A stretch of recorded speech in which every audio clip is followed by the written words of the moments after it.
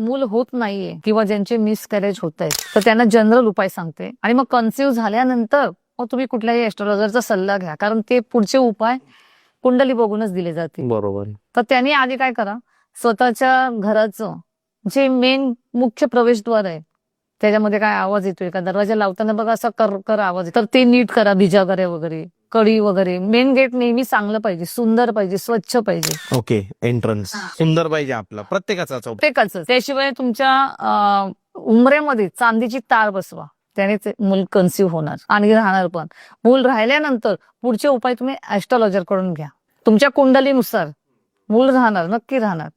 काही general remedies सांगू शकतात का तुम्ही लाल किताब? मूल होण्यासाठी आणखीन एक जनरल रेमेडी सांगते की पाण्यामध्ये थोडंसं दूध घालायचं, थोडीशी साखर घालायची आणि वडाच्या झाडावर घालायचे ते पाणी. वडाच्या झाडावर घालायचं, वरून अशी ते ह्याच्यावर टाकल्यानंतर खाली धार येते, खाली माती असते, तिथे माती ती ओली होते, त्या ओल्या मातीचा टिळा इथे लावायचा. आपली ही जागा म्हणजे मंदिर आहे.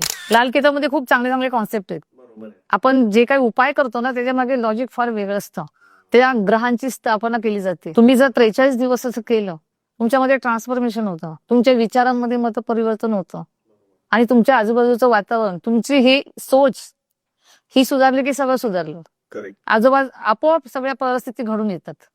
असं तुम्ही 43 दिवस करा आणि बघा काय होते ते. खूप फरक पडतो सर, कारण तुम्ही स्वतःला बदलल्याशिवाय तुमच्यामध्ये परिस्थितीमध्ये पण बदल नाही होणार. पूर्ण व्हिडिओ बघण्यासाठी YouTube वर जाऊन बँटर विथ चेतन सर्च करा.